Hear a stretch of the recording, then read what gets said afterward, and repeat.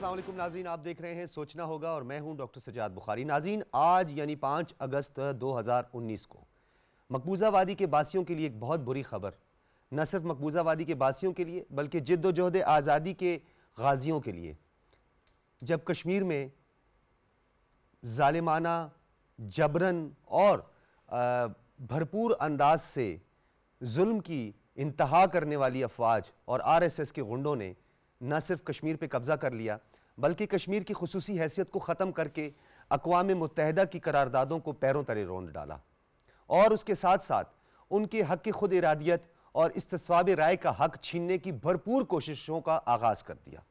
ये पहले ट्राइका था, फिर ट्राइका के बाद ये बदला, यानी पहले अमित शाह था, नरेंद्र मोदी और अजीत डोवाल नजर आ रहे थे, लेकिन राजनाथ सिंह के बाद हमने ये देखा कि और भी कुछ जो मीडिया टूल्स का इस्तेमाल करते रहे, अर्नब गोस्वामी जैसे एंकर, सुधीर चौधरी जैसे एंकर्स और दीगर जो सहाफ़ी हैं, उन्होंने भी इस इस्तेहसाल को तक़वियत बख्शी। आज पाकिस्तान में और लाइन ऑफ कंट्रोल की दूसरी जानिब तो यौम स्याह है और पाकिस्तान भर में और आज़ाद कश्मीर में यौम इस्तेहसाल कश्मीर मनाया जा रहा है। आज दिन भर रैलियों का इनेकाद किया गया।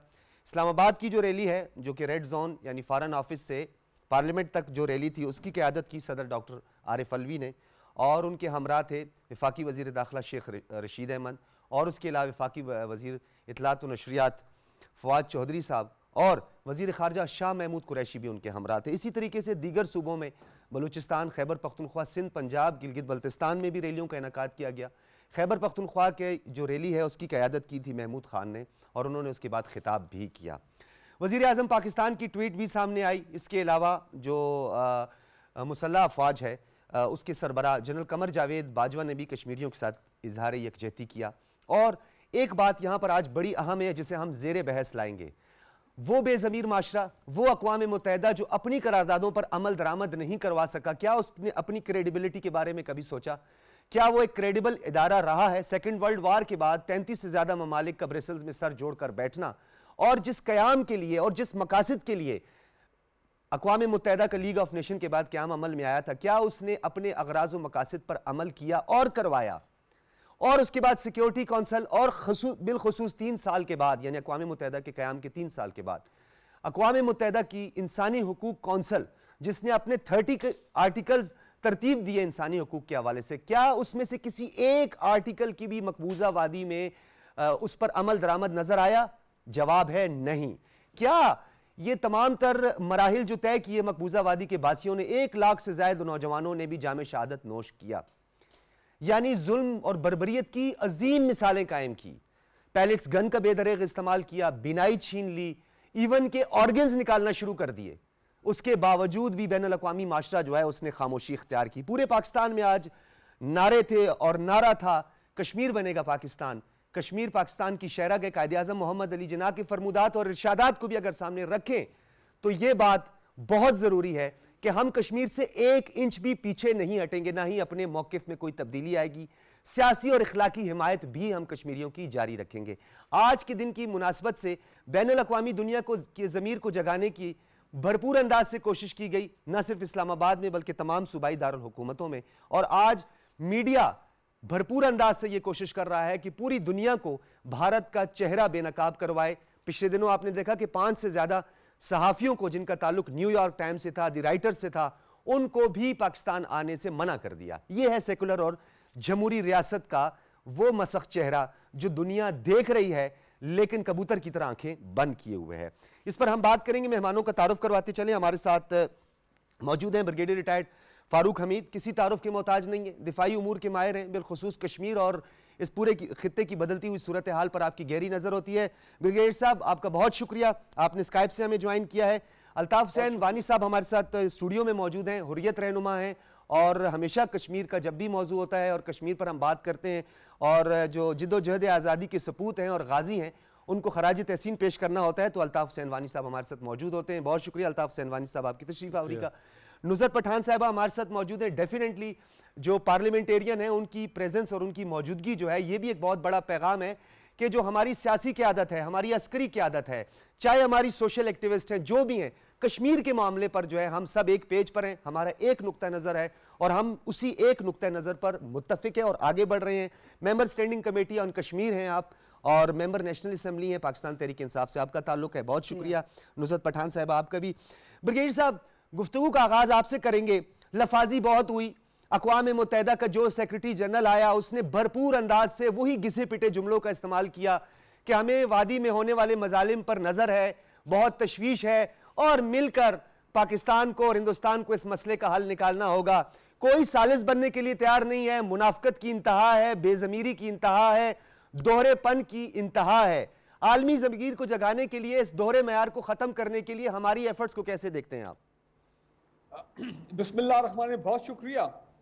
ये तो जो उनका दौरा म्यार है, चाहे यूनाइटेड नेशंस हो, यूनाइटेड नेशन सिक्योरिटी काउंसिल और जो यूनाइटेड नेशन के ज़ैली इदारे हैं, IMF, FATF, ये सारे इदारे, ये तमाम कॉम्प्रोमाइज इदारे हैं। ये इनको मैं खुल के बात कर रहा हूँ, इनको सब इनकी पीछे बैकिंग किसकी है? अमेरिका की, बरतानिया की, फ्रांस की।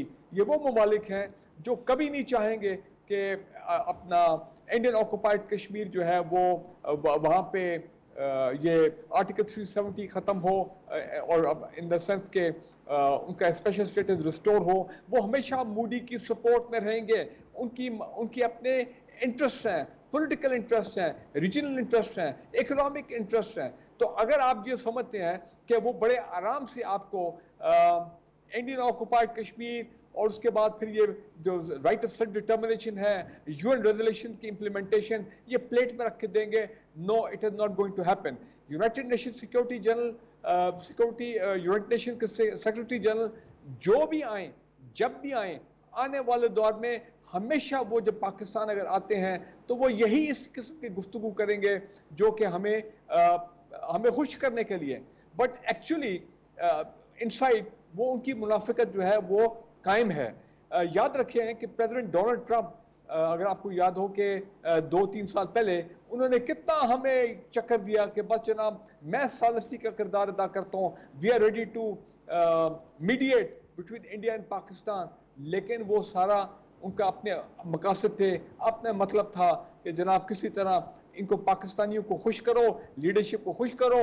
और ये इन्होंने, क्योंकि बड़ा इंपॉर्टेंट रोल है, इन्होंने अफगान तालिबान के साथ हमें फेस सेविंग दिलवानी, हमारे एग्रीमेंट कराना, तो उनको थोड़ा खुश रखो। मैं उस वक्त भी कहता था आप ना ट्रस्ट करें अमेरिका को, ना ट्रस्ट करें बरतानिया को, ना ट्रस्ट करें फ्रांस और ये बाकी यूरोपियन ममालिक और यूनाइटेड नेशंस को भी। FATF का आपने देख लिया ना, खुद इंडिया ने एडमिट कर लिया है आज से कोई चंद हफ्ते पहले, जी बिल्कुल, बिल्कुल, पाकिस्तान को ग्रे लिस्ट से निकालने में, व्हाइट लिस्ट में आने से, बल्कि उन्होंने साथ में ब्रिगेडियर साहब ये भी कह दिया कि हम ब्लैक लिस्ट तक पहुंचाएंगे और जरूर पहुंचाएंगे। जी बिल्कुल। तो लिहाजा ये चीज ज़हन में रखें कि फिलिस्तीन का मसला हो और कश्मीर का मसला हो, ये वर्ल्ड इंटरनेशनल कम्युनिटी जो है, जिनके ममालिक की मैंने आपकी बात की है, ये कभी इन मसले को हल नहीं करेंगे क्योंकि यहाँ मुसलमान इन्वॉल्व हैं। This is the whole problem, ये मुसलमान इन्वॉल्व हैं। तो अगर यहाँ पे इन दो ममालिक में कोई इनके अपने क्रिश्चियन होते या कोई और फेथ के लोग होते, आप देखते हैं ये कैसे एकदम जो है मसला हल करा देते। ठीक है ब्रिगेडियर साहब, आपकी तरफ दोबारा आएंगे। किस तरह देखते हैं अवानी साहब, जिस तरह ब्रिगेडियर साहब ने भी कहा कि ये लफाजी का इस्तेमाल किया गया, बैनुल-अक़वामी दुनिया जो है उसका जो मयार है वो जियो इकनॉमिक और आपके स्ट्रेटेजिक इंटरेस्ट हैं, जिसको बुनियाद बना के जो है वो ताल्लुकात उस्तवार किए जाते हैं। भारत के साथ भी हमारे जो ताल्लुकात हैं, उस ताल्लुकात में सर्द मोहरी की वजह एक ही है सिर्फ, वो कहते हैं जी कश्मीर को आप निकाल लें और हमसे बात करें। हम कहते हैं कश्मीर हमारी शहरग है। कायद-ए-आज़म मोहम्मद अली जिन्ना जो हमारे मुल्क के बानी हैं, जिन्होंने मुल्क हमारा बनाया, उन्होंने ही कश्मीर को अपनी शहरग करार दिया है, लेकिन हमें पीछे हट जाने के लिए मुख्तलिफ अरबों का इस्तेमाल किया गया। ये बताइएगा सर, जज्बा हुर्रियत, जज्बा ईमानी है, जज्बा आज़ादी है कि वादी के जो नौजवान हैं वो इतनी भरपूर सलाहियतों के साथ और इतने एनर्जेटिक होकर जो है वो इस तहरीक का हिस्सा बनते जा रहे हैं। कहीं हमने पसपाई नहीं देखी, कहीं हमने मायूसी नहीं देखी। कौन कौन से दीगर ऐसे अवामिल कारफरमा हैं जिसकी बुनियाद पर आज नौजवान आकर यहाँ खड़ा हुआ? बिस्मिल्लाहिर्रहमानिर्रहीम। सबसे पहली बात तो ये है कि अपने हिंदुस्तान का माइंडसेट देखना चाहिए, हिंदुस्तान किस माइंडसेट के साथ है। और हिंदुस्तान में आज जो हुकूमत है, आज की हुकूमत नहीं बल्कि लगातार जितनी भी हुकूमतें हिंदुस्तान में आई, उनका माइंडसेट क्या था? वो हमेशा लैतुल्लाल और टाइम कंज्यूमिंग पर यकीन रखते हैं और झूठ बोलने में वो दुनिया में माहिर हैं। वो एक बात कहते हैं और उस बात को बाद में परस्यू नहीं करते, उसको छोड़कर एक नई बात पर आ जाते हैं। कश्मीर के मामले पर ख़ुद वो अक़वाम मुत्तहिदा में गए, अक़वाम मुत्तहिदा की करारदादों को मंजूर किया, लेकिन उसके बाद कश्मीर के अंदर जब मिलिट्री कब्ज़ा मजबूत किया तो वहाँ पर जो उनके उस वक़्त कोलैबोरेटर्स थे उनके साथ मिल बैठकर ये 370 35A चूँकि एक राइट है, वो इनहेरेंट है कश्मीरियों का, वो कोई हिंदुस्तान का दिया हुआ नहीं है, वो स्टेट सब्जेक्ट लॉ था जो महाराजा के दौर से 1927 से वहाँ पर लागू है उस सिलसिले में। लेकिन हिंदुस्तानी सरकार ने उस वक़्त के लोगों को इसका एतमाद में लिया और फिर इसके ज़रिए से एक कश्मीर की अपना आईनी रास्ता बनाया और उसी दिन से इरोजन शुरू हुआ आर्टिकल 370 का। ये नहीं है बात कि उन्होंने 5 अगस्त को इसको ख़त्म किया, 5 अगस्त तक ये खोखला चीज़ रह गई थी, इसके अंदर कुछ नहीं था, सारी चीज़ें उन्हें इरोड कर दी थी। 294 जो मामलात हैं, आर्टिकल्स हैं जिनमें हिंदुस्तान को दस्तरस कश्मीर में होनी थी, उनमें से 292 में पहले से ही उन्होंने हासिल की थी और 2 गए थे ऐसे जिनमें उन्होंने 5 अगस्त के बाद जो हासिल की ये सारी चीज़ें।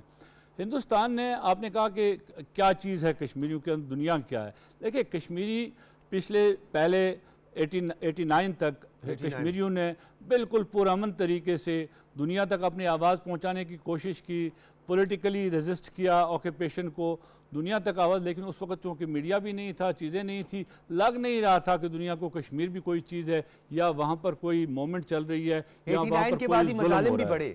89 के बाद एक कश्मीरियों ने जब तंग आमद में जंग आमद, जब तमाम चीज़ें ख़त्म हुई, एक मुसल्लह तहरीक का भी कश्मीरियों ने आगाज़ किया कश्मीर के अंदर और उस तहरीक ने दुनिया के अंदर इसकी गूंज बढ़ा दी। दुनिया में देखा कि एक ख़िता जहाँ 2 न्यूक्लियर पावर्स मौजूद हैं, जहाँ जिनके साथ हमेशा उनका आपस में तसादुम रहता है, तो एक तरफ तवज्जो इस तरफ गई। लेकिन हमने देखा कि 90 की दहाई से लेकर आज तक जिस तरह का हिंदुस्तान का रिप्रेशन रहा, जो जुल्म रहा, इसके बावजूद कश्मीरियों ने कभी हिम्मत नहीं हारी। बिल्कुल, क्योंकि पिछले 2 साल से हम देखते हैं ना, we talk more about last 2 years और वी टॉक अबाउट 2016 से हम बात करते हैं, बुरहान वानी की शहादत के बाद से हम बात करते हैं।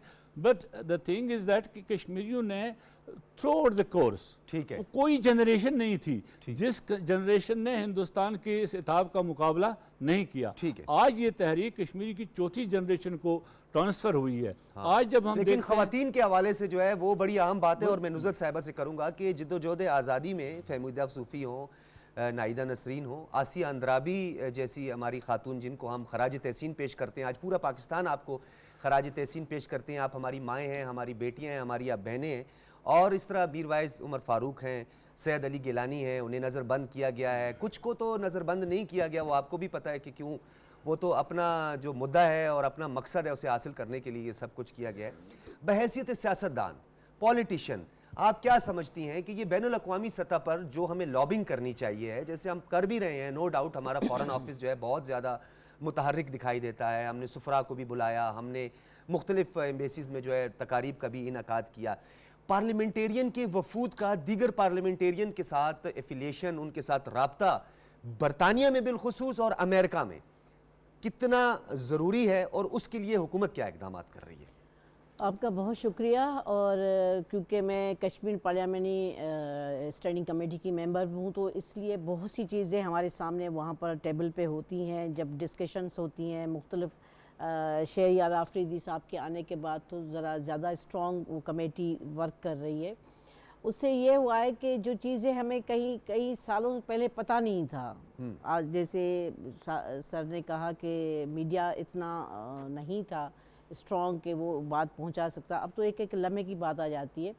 तो इसी तरह कमेटी के अंदर हमारे पास जो है ना वो हर चीज़ आ गई है। उसमें यह है कि औरतों का जो रोल है, कश्मीर की मकबूजा कश्मीर की ख़वातीन का जो रोल है, आपने जो नाम गिनवाए वो ये चंद नाम है जो मैंने नाम है, तिहाड़ जेल में कई 2008 से, लेकिन जो घरों के अंदर जो अजियत बर्दाश्त कर रही हैं ख़वातीन, जिनके सामने उनके बेटों को उठाया जाता है, उनकी बेटियों को मारा जाता है, उनके साथ बदतमीजी की जाती है, उनकी बेटियों को उनकी आंखों के सामने उनकी इस्मतदरी की जाती है। जी, मैं वही लफ्ज़ नहीं कहना चाह रही थी, क्योंकि बड़ा मुश्किल होता है एक औरत का के लिए ये लफ्ज़ इस्तेमाल करना कि उसकी माँ के सामने, उसके भाई के सामने, उसके बाप के सामने उसकी तज़लील करना, उसके लिए तो ये सालों से हो रहा है।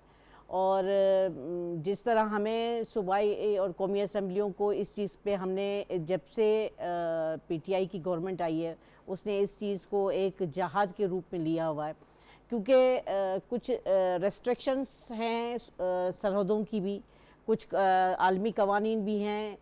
तो उसलिए जितना पाकिस्तान की हुकूमत, पाकिस्तान के अवाम, पाकिस्तान की मीडिया, पाकिस्तान के दानिश्वर, पाकिस्तान की आम औरत और आम सियासी वर्कर जितना भी कर रहे हैं ना, मैं कहती हूँ ये कम है। हम लॉबी इसलिए इतनी स्ट्रॉन्ग नहीं है कि हमारे यहाँ पे थोड़ा सा पॉलिटिकल एक थोड़ी कन्फ्यूजन है कि वज़ीर आज़म इमरान ख़ान साहब ने जब अक़वाम मुत्तहिदा में स्पीच की कश्मीर के इशू के ऊपर, तो यहाँ कुछ लोगों ने अपना छोटा कद दिखाकर उसको तनकीद का निशाना बनाया, लेकिन दुनिया सारी उसकी तारीफ़ कर रही थी। और जिस अंदाज़ में कश्मीर के इशू, फ़लस्तीन के इशू के ऊपर और कश्मीर की सरजमीन पर शहीद होने वालों की बात की वज़ीर आज़म साहब ने, और उसके बाद उस इशू को उजागर किया गया।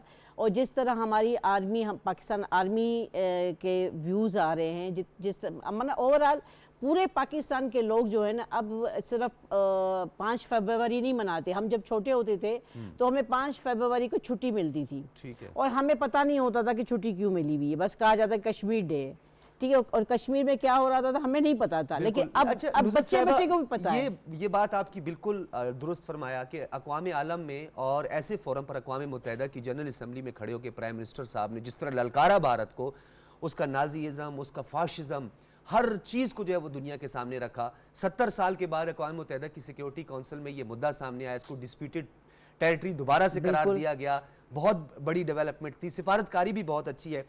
भारत ने 100 से ज्यादा कवानीन वादी में चेंज किए, स्ट्रक्चरल 200 से ज्यादा, 100 तो पहले ही साल में उन्होंने कर दिए थे। स्ट्रक्चरल चेंजेस लाए हैं, एडमिनिस्ट्रेटिव चेंजेस लाए हैं, सोशल चेंजेस लाने की कोशिश कर रहे हैं। उसके साथ साथ जो है डेमोग्राफिक चेंजेस लाए हैं, आबादी के तनासुब को चेंज करने की कोशिश की गई, जाली डोमिसाइल्स का इजरा किया गया। 2 मरतबा उन्होंने ऐवान बाला और अपने ऐवान ज़री में जो है बिल मंजूर कराया, 2021 मकबूजा कश्मीर बिल 2021।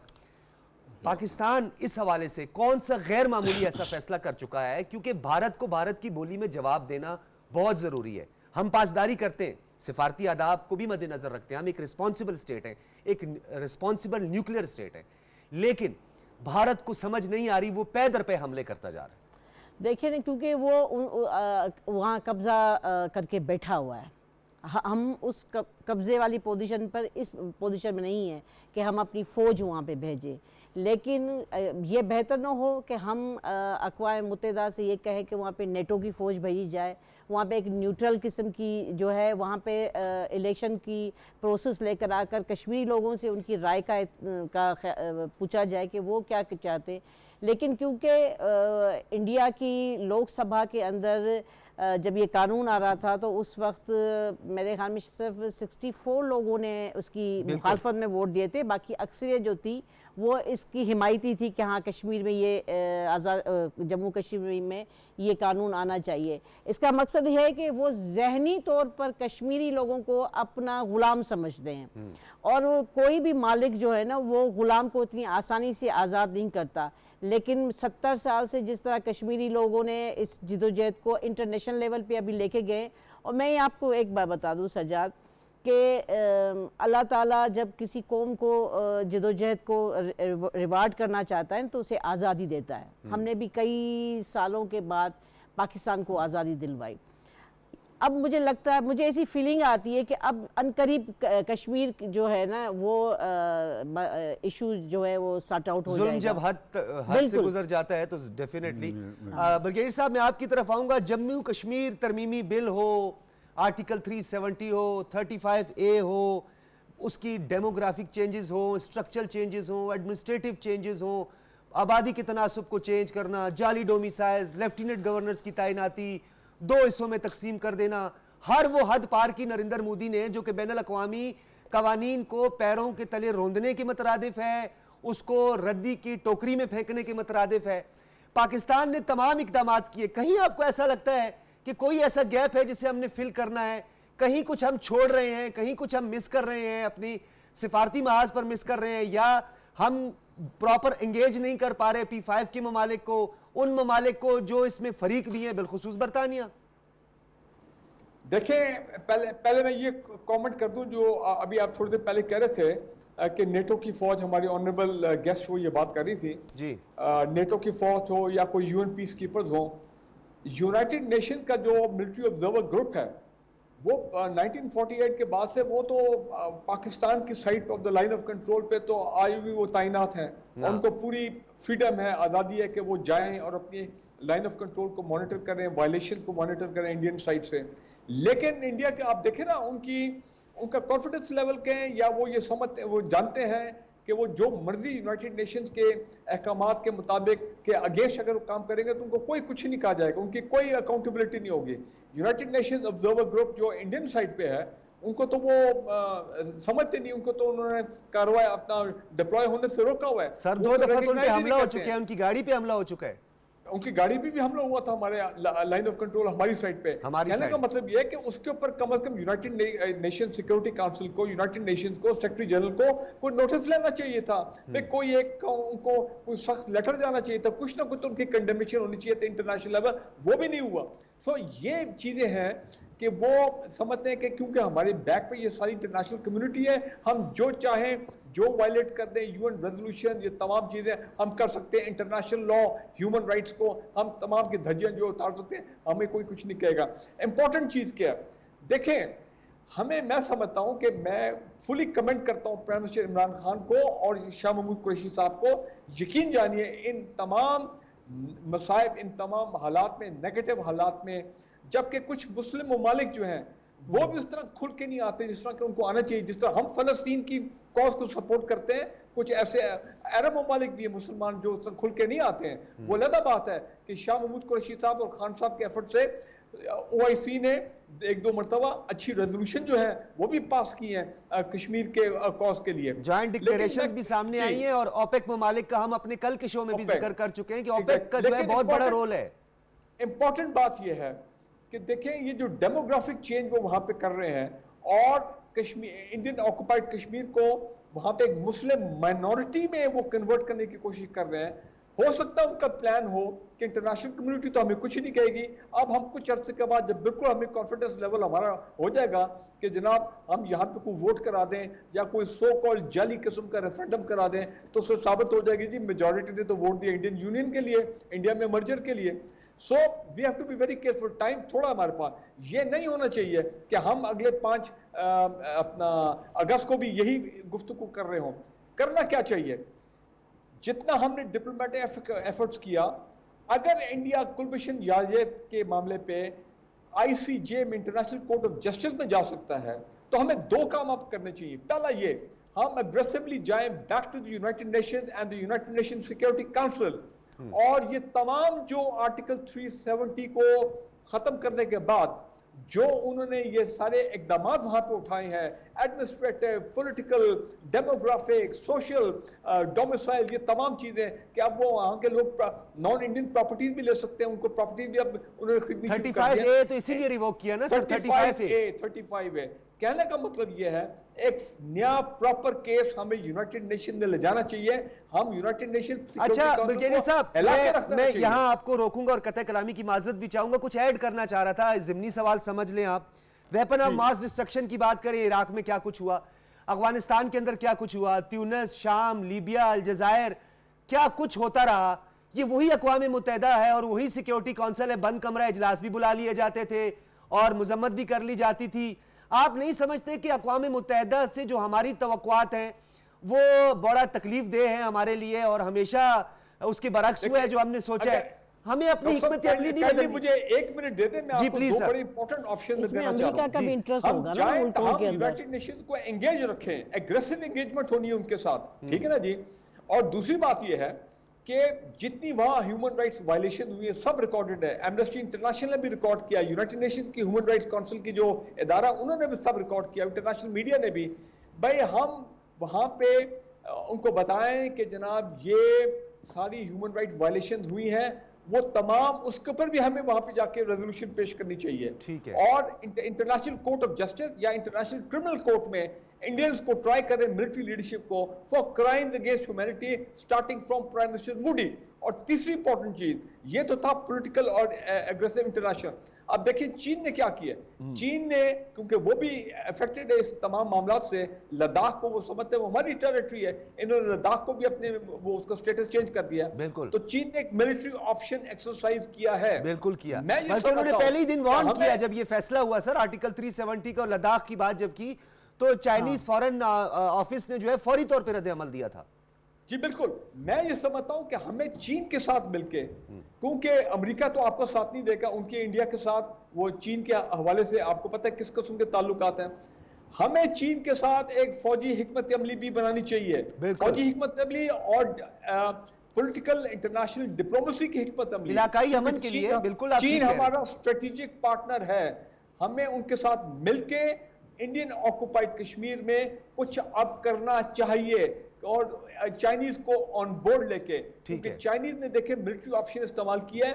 अब ये हिकमत अमली क्या होगी ये अभी कबल साहब आपका ये नुक्ता बड़ा अहम है, आपका ये नुक्ता बड़ा अहम है। मैं वानी साहब की तरफ लेके जाऊंगा। वानी साहब, जिस तरह ब्रिगेडियर साहब ने कहा है कि चाइना के साथ मिलकर किसी मिलिट्री ज्वाइंट स्ट्रेटेजी की भी जरूरत है, इसलिए नहीं कि भारत के खिलाफ, हमें इलाकाई इस्तेहकाम के लिए, पॉलिटिकल स्टेबिलिटी, इकोनॉमिक स्टेबिलिटी के लिए मौशी इनकलाब जो इस खित्ते में पाकिस्तान लाना चाह रहा है, चाइना के साथ चाह रहा है, उसे मेंटेन रखने के लिए हमें अपनी हिकमत अमली में तब्दीली लाने की जरूरत है। अगर अमेरिका एक सुपर पावर है, अक़वाम मुत्तहिदा वहां पर मौजूद है और न्यूयॉर्क जो है वही मंबा बना हुआ है और पूरी दुनिया में ठेका उसी ने उठाया हुआ है कि वो वही फैसला करेगा कि कहाँ वायलेशन हो रही है, नहीं हो रही। बर्मा का मैंने मिसाल दी, अब आप देखिए कि ईस्ट तैमूर और साउथ सूडान का मसला कितनी जल्दी हल हो जाता है। तो पाकिस्तान ने अपनी हिकमत अमली में तब्दीली भी लाई है, अपने जो ख़ास तौर पर नेबर्स हैं और बिलखुसूस जो अपने फितरी इत्तेहादी हैं उनको भी एंगेज करने की कोशिश की है। मास्को और बीजिंग अब पाकिस्तान के बहुत करीब आ चुका है, हिंदुस्तान दूर जा चुके हैं, वो आइसोलेट हो रहा है। तो वानी साहब ये बताइएगा, हमारी हिकमत अमली और जो हमारी इस वक्त डायरेक्शन है उसे आप किस तरह देखते हैं? देखिए, जियो पॉलिटिक्स जो है ना एक डिफरेंट सब्जेक्ट है और नेशन स्टेट्स के अपने अपने मफादात हैं। जहाँ हम देखते हैं कि चाइना का हमारे साथ उनका स्ट्रेटजिक इंटरेस्ट है, सारी चीज़ें, वहाँ आप देखें चाइना की ट्रेड हिंदुस्तान के साथ कितनी है। बिल्कुल है। हिंदुस्तान के साथ उसका मिलिट्री तसादुम लद्दाख में होता है, लेकिन उसकी ट्रेड उसी तरह से 90 बिलियन से भी ज़्यादा है सर। हमारा जो मसला है, हमारे हम जिस ब्लॉक में इस वक्त हैं वो एक ताकतवर ब्लॉक है बेशक, लेकिन दूसरी बात हमें याद रखनी चाहिए, अभी भी दुनिया में जब हम अक़वाम मुत्तहिदा की बात करते हैं, जब हम बात करते हैं सिक्योरिटी कौंसिल की, तो सिक्योरिटी कौंसिल की जो बनावट है, फिर अक़वाम मुत्तहिदा की बनावट है, जो इंस्टीट्यूशंस अभी तक एग्जिस्ट कर रहे हैं, वो किस जो ब्लॉक है कहाँ से वो शॉट्स कॉल होते हैं। लेकिन ये चीज़ें अपनी जगह, हिंदुस्तान को इस वक्त अमेरिका ने और मगरब में अपना एक इतिहादी बनाया है चाइना का रास्ता रोकने के लिए। देखिए, चाइना को हमारी ज़रूरत, चाइना के हम इतिहादी हैं, चाइना के साथ हम हैं, लेकिन हिंदुस्तान के साथ इस वक्त जो मगरब है, जो अमेरिका है, उसको चाइना का रास्ता रोकने के लिए उन्होंने उसको यहाँ पर रखा हो, उसके इतिहादी हैं, और उसी की कैजुअलिटी जो है वो मसला कश्मीर भी उसी में बढ़ जाता है। अगर हम देखें ना, इससे पहले तो अमेरिकन इंटरेस्ट मुख्तलिफ होती थी इस खित्ते में और मुख्तलिफ रवैया होता था उसका टूवर्ड्स कश्मीर का। मैं कश्मीर के बारे में आपको बता दूं, कश्मीर की सूरत हाल जितनी भी हम डिस्कस करें, जो भी हम डिस्कस करें, जियो पॉलिटिक्स हम डिस्कस करें, सारी चीज़ें डिस्कस करें, इस सारे सिलसिले में द मेन थिंग जिसकी वजह से अभी तक हम इंटरनेशनली अपने केस को, अच्छा केस, ताकतवर केस, लीगली बेहतर केस, लेकिन we are not winning over the friends over, क्योंकि दुनिया तब्दील हो गई जियो स्ट्रेटजिक से जियो इकोनॉमिक की तरफ। अब दुनिया मुफादात देखती है, जहाँ उनको ज़्यादा, अब हिंदुस्तान एक बड़ी इकॉनमी है, बड़ा मार्केट है, उसके मुफादात की तरफ जाते हैं, वहाँ पर जाकर वो तो ये कंसिस्टेंट एफर्ट्स जो हमारी है ये भी आप समझते हैं कि काफ़ी नहीं है? देखिए हम अपनी हम तो इनसे पीछे तो नहीं हटेंगे, we are doing our consistent, but along with that what we need, Pakistan will have to grow economically, we need an aggressive approach with the help of China, with the help of Moscow. Anyways, we are doing that, but we need to implement that. That should be seen on the ground. It is in the papers, it is everywhere, but it should be seen on the ground. Our economic upliftment is very much important. जो हमें आगे बढ़ने के लिए, to make friends, more and more friends, to win our friends, to win our strategic friends around the globe. Along with that, we have a strong military, उसका तो कोई मसला ही नहीं है हमारे पास। सर हमारी न्यूक्लियर कैपेबिलिटी पर भी किसी को शक नहीं है, भारत भी अच्छी तरीके से जानता है। देखें ब्रिगेड साहब, एक सर जुल्म की इंतहा हो चुकी है वाली साहब, वहां पर जो है मतलब हम बयान नहीं कर सकते। मैं और नुसरत साहिबा ऑफ द रिकॉर्ड भी ये बात नहीं कर पाए कि क्या जुल्म हो रहा है वादी के अंदर। वहां क्या हो रहा है मुझसे आप पूछें, आप मुझसे पूछें वहां क्या जुल्म हो रहा है, आप मुझसे पूछें मुझ पर क्या बुनी है, मेरे खानदान पर बुनी है, कश्मीर पर क्या बुनी है, हमारा वही खून है। लेकिन तो कमिंग टू द टास्क, मैंने खुद इस हिंदुस्तानी फ़ौज के साथ लड़ा भी है और लड़ भी रहा हूँ, उसका मसला नहीं है लड़ने का। लेकिन ब्रिगेड साहब हमारे स्ट्रेटजिस्ट हैं, वो इस दिफाई निज़ाम को सारे को जानते हैं, किस तरह लड़ी जाती हैं जंगें, किस तरह लड़ी जाती हैं, क्या हालात हैं, क्या सिलसिला है, और जंगों से तबाही होती है, बेहतरी नहीं आती है। जंगों से तबाही होती है, इत्तेहादों से और इत्तेहाद नए अलायंस बनाने से फर्क पड़ता है। वही मैं कहता हूँ, मैं तो उस तरफ जा रहा हूँ कि इत्तेहाद बनाने से, हमें ज़्यादा से ज़्यादा दोस्त बनाने से, देखें एक चीज़ हम अक्सर कोसते हैं OIC, दूसरी चीज़ें, तीसरी चीज़ें, लेकिन नेशन स्टेट्स का तस्वर है ना भाई, इस वक्त नेशन स्टेट्स का तस्वर है, हर रियासत का अपना मुफाद है। मैं हमेशा कहता हूँ पाकिस्तान को सबसे 5 से ज़्यादा जॉइंट डिक्लेरेशंस हैं OIC की, लेकिन काम नहीं आई। नहीं, वो तो करते हैं। देखिए we should be thankful to them, जब कलेक्टिवली OIC करती है, एक बहुत ही स्ट्रॉन्ग करती है, लेकिन when it comes to the individual state, उसके अपने मुफादात, अपने इक़्तिसादी मुफादात, अपने बाकी मुफादात मुख्तलिफ जगहों पर मुख्तलिफ हैं। तो लिहाजा मैं कहता हूँ कि हमने भी अब इस तरह की पॉलिसी डिज़ाइन कि लोगों को हमारे अंदर भी वो मुफादात नज़र आएँ, अट्रैक्ट हों। दुनिया की कंपनियां जो अब आ रही हैं, मुख्तलिफ कंपनियां आ रही हैं, तो अट्रैक्ट हमारी तरफ हों, तो उससे आपका इंटरेस्ट भी बढ़ेगा और आपकी जो इंटरनेशनल रेटिंग है वो भी बढ़ेगी और आपके साथ इतिहाद भी मजबूत से मजबूत तर हो जाएंगे। और दूसरी कहना चाहूँ जी, और हमें दूसरी चीज़, सबसे बड़ी अहम चीज़ जो कश्मीर पर है, देखिए हमारी तरफ से, पाकिस्तान की तरफ से किसी भी वक्त कोई भी कमज़ोर मैसेज नहीं जानी चाहिए। बिल्कुल। पीपल ऑफ कश्मीर, आपने पहले मुझे सवाल किया था, कश्मीर के अंदर लोग, आऊंगा आपकी तरफ, आपसे बात करूंगा, नुसरत साहिबा से मैं बात करूं, पहले आपकी कश्मीर के अंदर नौजवान, बच्चे, बूढ़े, ईच एंड एवरीबडी, हम उनके नाम नहीं ले सकते, कितने लोग जेलों में हैं, कितने लोगों के घर मिसमार हुए हैं, क्या कुछ हुआ कश्मीर। लेकिन कश्मीर का बच्चा कट मरने के लिए तैयार है, लेकिन एक चीज़ देखता है, उसे पता है कि दुनिया में मफादात है, लेकिन पाकिस्तान की तरफ से वो समझता है, जब हुकूमत एक पैगाम देती है, अपोजिशन से, हर तरफ से, पाकिस्तान की सिविल सोसाइटी से एक ताकतवर पैगाम जाना चाहिए, बांध की ये कंसिस्टेंट जाता रहेगा और ये इससे हम एक कदम भी पीछे नहीं हट सकते। ये तो बिल्कुल ऐसे है, रोज़े अव्वल से ही हम यही कहते हैं कि हम एक कदम पीछे नहीं हटेंगे। नुसरत पठान साहिबा, 2 न्यूक्लियर स्टेट आमने सामने, फ्लैश पॉइंट कश्मीर, मुकदमा अक़वाम मुत्तहिदा में, पड़ोसी ममालिक, ख़ास तौर पर हम बार बार जो है बीजिंग और मॉस्को की इसलिए हम बात करते हैं कि ये हमारे नेचुरल लाए हैं, ये हमारे फितरी इत्तेहादी हैं, ये हमारे साथ मिलकर आवाज़ उठाते हैं। अब सिक्योरिटी काउंसिल में उन्होंने हमारी कितनी हेल्प की। फैटफ, भारत भरपूर अंदाज से कोशिश कर रहे हैं फाइनेंशियल एक्शन टास्क फोर्स के पाकिस्तान को ब्लैक लिस्ट कर दिया जाए।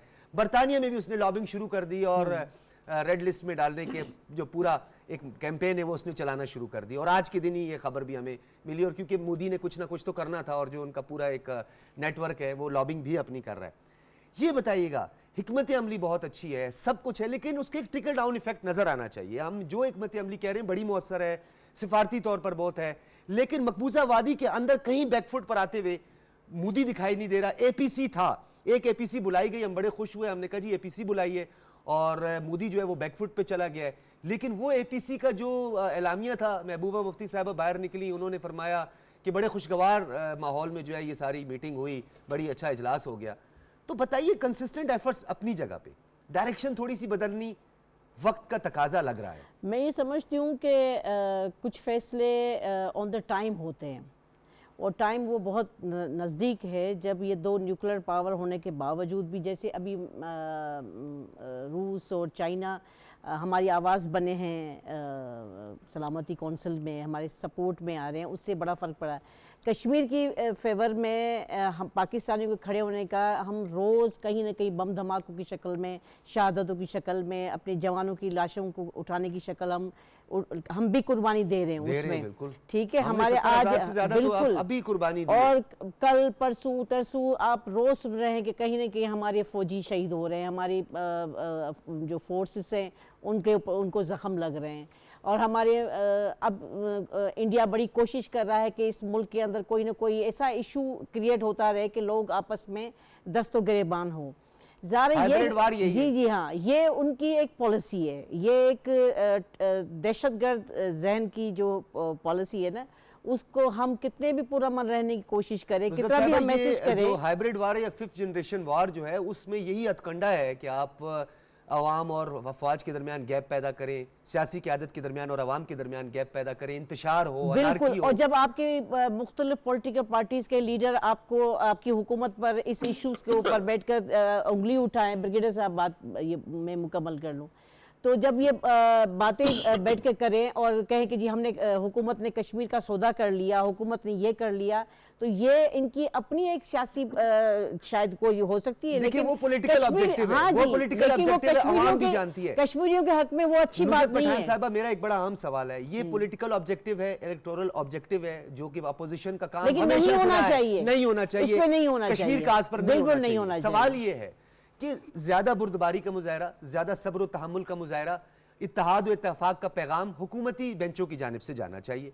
ऐसे मौके पर हम ये देख रहे हैं कि अपोजिशन भी काफ़ी हद तक मुत्तफिक हो जाती है, जॉइंट सेशंस भी हो जाते हैं, ये सारी चीज़ें, लेकिन the most important factor is political stability and responsible is government. देखिए वो आप बिल्कुल सही कह रहे हैं, इकोनॉमिक स्टेबिलिटी से पॉलिटिकल स्टेबिलिटी जुड़ी हुई है। देखिए जॉइंट सेशन जब हुकूमत बुलाती है तो उसमें यही स्ट्रेटजी होती है कि एक पेज पे हम नजर आए कश्मीर के लोग, लेकिन आपने वहाँ मौजूद स्पीचेस को अगर आप सुनेंगे तो जब हम वहाँ बैठे हुए सुन रहे होते हैं, हम कहते हैं कि ये एक एतमाद का फुकदान हो रहा है, कि हमारे ऊपर एतमाद नहीं हो रहा। ये चीज़ जब हम यहाँ महसूस करें तो क्या वो जो कह दो बंद की सोबतें बर्दाश्त करें, वो नहीं। तो इसलिए तमाम पॉलिटिकल पार्टीज को ये जंग, या तो आप खुद जंग करने जाएं अगर इतना आपको कश्मीर के ऊपर है, तो या तो फिर आपको हुकूमत पर, अपनी फोर्सेस पर, अपनी स्ट्रेटजी पर आपको फोकस करना पड़ेगा।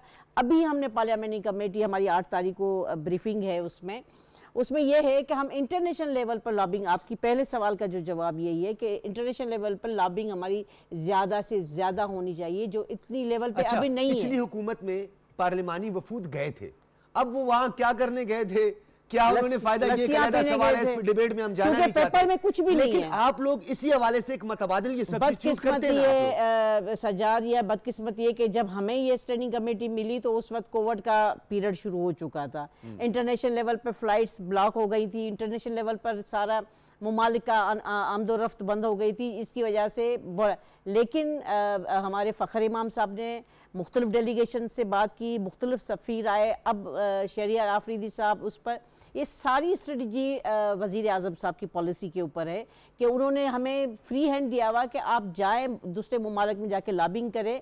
यहाँ पर भी आपको पता है कि वहाँ पे हमारे सेनेटर्स भी उस पर पार्लियामेंट्री कमेटी के मेंबर्स हैं, वो हैं, और मुशाहिद हुसैन साहब जितना इतना ज़हीन आदमी जो इतना नज़र रखता है इंटरनेशनल पॉलिटिक्स के ऊपर, वो भी बड़ी सपोर्ट कर रहे हैं।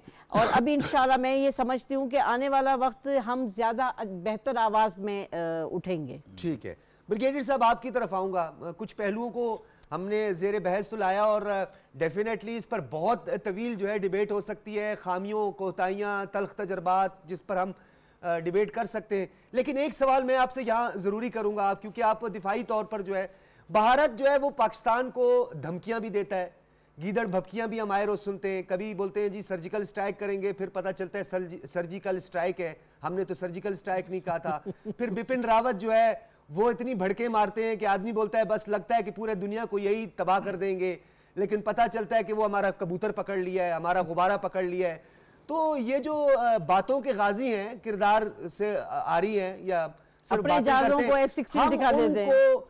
उनको जेर बहस ला के उस पर डिबेट करके कि जी हम 2 न्यूक्लियर पावर हैं, हम जो है वो आपस में टकरा जाएंगे, खित्ते में अदम इस्तेहकाम पैदा हो जाएगा, देखें जी हम जंग नहीं चाहते हैं, देखें जी हम पुरअमन रहना चाहते हैं। नो डाउट 2 फैक्टर है, कायद आज़म मोहम्मद अली जिन्ना का पाकिस्तान, उसके नजरियात पर अमल पैरा पाकिस्तानी, और नबी करीम सल्लल्लाहु अलैहि वसल्लम के पैरोकार जिन्होंने हमेशा अमन की बात की। लेकिन सर जब हालात हद से गुजरे तो हमें मजबूरन कुछ करना पड़ा। फिर जंग खैबर भी होती है। देखें जी आज मैं बड़ा खुश हुआ कि फाइनली इस पीटीआई की गवर्नमेंट में हमारे फवाद चौधरी साहब ने एक बड़ा अच्छा जुमला कहा। उन्होंने कहा फिर अगर जरूरत पड़ी तो हम जंग के लिए भी तैयार हैं। जी वो तो ये पहले जो आपने बात की ना कि मैं समझता हूं ज्यादा ये पॉलिसी ऑफ अपीसमेंट जो है ना, उनकी इंडियंस की अप्रोच जारहाना है। चाहे बलूचिस्तान हो, इंडियन ऑक्युपाइड कश्मीर हो, हमारे वाया अफगानिस्तान, जो कुछ उन्हें करना वो कर रहे हैं। हमारी ये पॉलिसी ऑफ अपीसमेंट, अमन का मंत्रा, इसमें थोड़ी कमी आनी चाहिए, क्योंकि this is then taken as a sign of national weakness कि यार ये तो कमजोर लोग हैं। और हम कहते हैं हमारी कमजोरी ना समझ जाए हम जी अमन की ख्वाहिश को। हमारे भाई वानी साहब शायद मेरी इस बात से मुत्तफिक ना हो। मैं पूरा सलाम करता हूं, जितना भी हम क्रेडिट दें हमारे कश्मीरी बहन भाइयों को, क्या उन्होंने खासकर यूथ ने, क्या उन्होंने फ्रीडम स्ट्रगल कमाल की है। और खासकर 1989 के बाद तो आम उसको कहते थे आम इंतफादा, पैलेस्टीनियन स्टाइल इंतफादा उन्होंने शुरू की थी, लेकिन बीच में फिर मामला गड़बड़ हो गए। मैं कहना ये चाहता हूं कि बेशक अभी भी हम हर 5वें दिन 4थे दिन सुनते हैं कि जनाब इतने हमारे कश्मीरी फ्रीडम फाइटर वो शहीद हो गए, नौजवान को उन्होंने शहीद कर दिया, इंडियन आर्मी को। 9 लाख की फौज है भाई। जब तक हम इंडियन आर्मी को हिट नहीं करेंगे, उनको नुकसान नहीं पहुंचाएंगे, प्राइम मिनिस्टर मोदी उस वक्त मजबूर नहीं होगा कि भाई ये मामला तो मेरे कंट्रोल से नहीं है। फौज कहेगी जनाब अब हम इतने ज्यादा नुकसान बर्दाश्त नहीं कर सकते हैं, लिहाजा इसका भाई को हल निकालें, पाकिस्तान से बात करें। इस वक्त तो ये बहुत नुकसान हो गया हमारा। और वो कैसे हो सकता है? मैं समझता हूं 1989 की जो स्पिरिट थी इंतफादा मूवमेंट की, फ्रीडम फाइटर्स वो आए मैदान में हैं, लेकिन और उसको अपग्रेड करें। अगर लेवल 1 पे है तो लेवल 5 पे लेके जाएं, जो कि इंडियन आर्मी के लिए अक़वाम मुत्तहिदा कह रहे हैं। अक़वाम मुत्तहिदा की सर, अक़वाम मुत्तहिदा का जो मकसद था अक़वाम मुत्तहिदा बनाने के पीछे, उसमें ये वाज़ेह तौर पर 7 और 8 में ये दर्ज है सर कि उनको ये राइट हासिल है। राइट तो मैं यही कह रहा हूं ना, मैं यही कह रहा हूं कि हमारे कश्मीरी भाई जो है इतनी काम जबरदस्त स्ट्रगल की है। आर्म इंतफादा, आर्म स्ट्रगल को अपग्रेड करें, 4-5 गुना बढ़ाएं।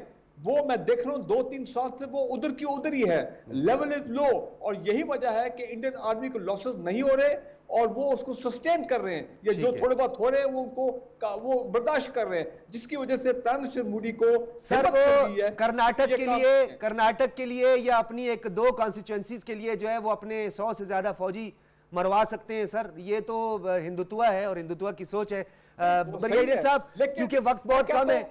जी ब्रिगेडियर साहब मैं सिर्फ ये कहना चाहता हूं, देखें हमने फलस्तीन में देखा, हमने अफगानिस्तान में, वहां पे खुल्लम खुल्ला जिहाद का ऐलान होना चाहिए, खुल्लम खुल्ला जिहाद का ऐलान। ठीक है ब्रिगेडियर साहब, वक्त बहुत कम है। आपकी बातें जो है वो अवामी जज्बात और एहसासात की काफी हद तक तर्जुमानी भी कर रही हैं। किसी और शो में इस पर मजीद भी हम आपसे बात करेंगे। अल्ताफ हुसैन वानी साहब कंक्लूड करना है, अपने कश्मीरी बहन भाइयों को पैगाम देना है, क्या पैगाम देंगे आज? देखिए पहली बात तो मैं ब्रिगेडियर साहब ने जो बात की कश्मीरी अपनी लेवल ऑफ स्ट्रगल को sir very short 1 liner sir please. इस पे 1 लाइनर मेरा ये है कि 2004 ब्रिगेडियर साहब याद करें, उसके बाद के अहवाल आपके सामने आएंगे क्यों लेवल ऑफ उसका नीचे हुआ।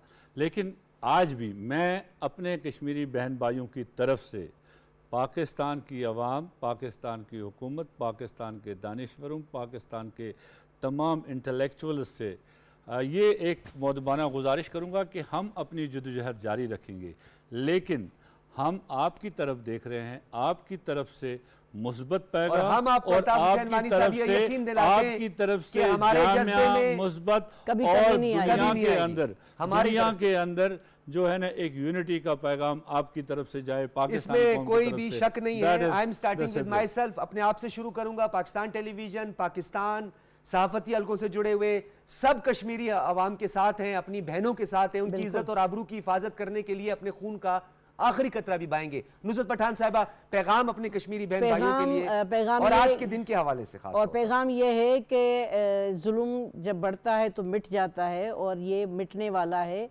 और इंशाल्लाह आप लोगों की फतेह बहुत नज़दीक है। बहुत शुक्रिया। अल्ताफ हुसैन वानी साहब हमारे साथ मौजूद थे, नुसरत पठान साहब हमारे साथ मौजूद थी, ब्रिगेडियर रिटायर्ड फारूक हमीद साहब हमारे साथ मौजूद थे। आप तीनों हजरात का बहुत शुक्रिया, आपकी तशरीफ़ आवरी का बहुत शुक्रिया। नाज़रीन इजाज़त दीजिए, अल्लाह हाफिज़।